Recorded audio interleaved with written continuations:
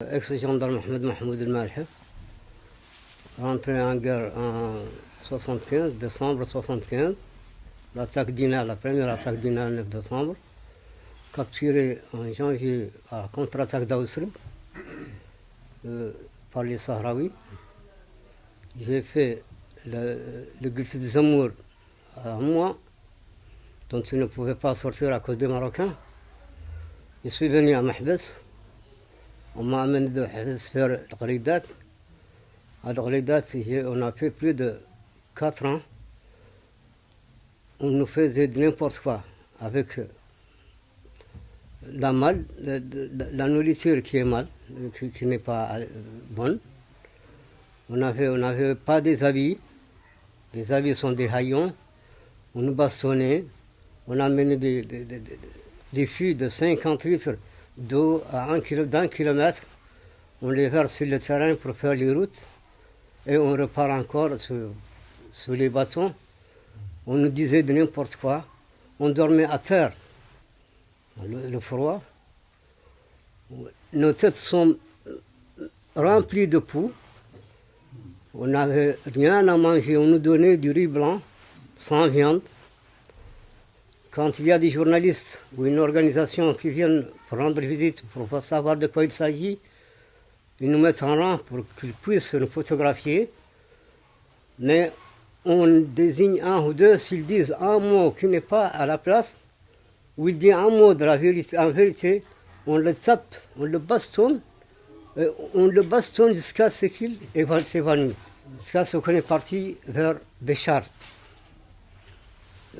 On a passé vers Béchar. De Béchar, on est parti à Blida. Belhouchet, Mohamed Belhouchet, qui nous a accueillis là-bas avec les officiers et les sous-officiers algériens. Ils nous ont rasé les têtes, ils nous ont laissé faire des douches, ils nous ont rentrés dans un souterrain. En voyant ce qu'on nous a fait, ils ont vraiment regretté, mais c'est eux qui ont fait ça, parce que c'est fait sur leur territoire. On a fait plus de 5 ans de détention en Algérie. Ils nous ont ramenés en Mauritanie en 81, 29 mai 81. On était sous surveillance jusqu'à ce que j'ai pris ma retraite en 90 par demande de la retraite proportionnelle. Et de là, je n'ai eu ni reconnaissance, ni bon fait de l'État mauritanien, ni d'un organisme. On nous a rejetés comme ça des retraités, on nous a oubliés, même des sociétés. On nous dit, vous ne travaillez pas dans les sociétés. De là, je suis là, en famille jusqu'à présent. Je n'ai eu aucune,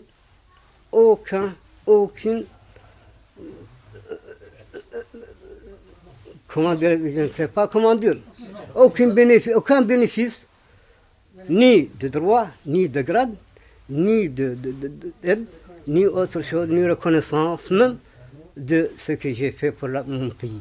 Je m'appelle Amadi Brandongo. Je suis rentré dans l'armée en 74, juillet 74, donc je suis la deuxième promotion qui a été formée à Attar. Après ma formation, ça a coïncidé avec le déclarement de la guerre du Sahara. Donc j'ai participé à cette guerre à Aïni Bintili. Donc la guerre a éclaté, nous avons été attaqués le 18 janvier. Et après 3 jours de combat avec l'armée algérienne, il y a eu défection de l'armée mauritanienne en débâcle. Certains sont partis et ont laissé d'autres sur place. J'étais parmi ceux qui étaient restés sur place.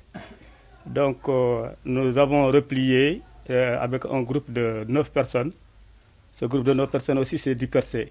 Donc il en restait que 4. Pendant 4 jours, je suis resté avec ces 3 autres personnes sans manger ni boire dans le Sahara à côté d'Aïni Bintili.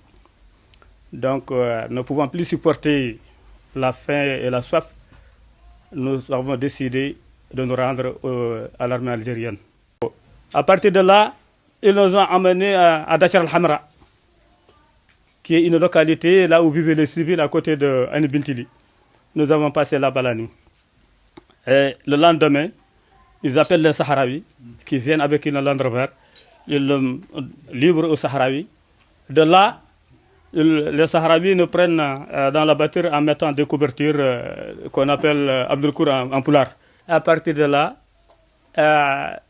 on nous a encore donné, on nous a attaché les mains par derrière. Nous avons passé une nuit indescriptible, parce que c'était ma première fois d'être attaché comme un voleur. On ne pouvait pas se coucher sur le ventre, ni sur le dos. Nous avons passé la nuit comme ça. Donc nous sommes restés là-bas. Pendant 15 jours, on nous a fait encore déplacer. Lorsqu'on entendait le coup de canon des Marocains, on nous a fait déplacer de Rabouni. À partir de Rabouni, là, c'est vraiment insupportable. Parce que là, on nous a divisés en groupes. Un groupe qui s'occupait de casser des pierres, un autre groupe qui s'occupait de balayer le sable, un autre groupe qui s'occupait d'aller puiser l'eau.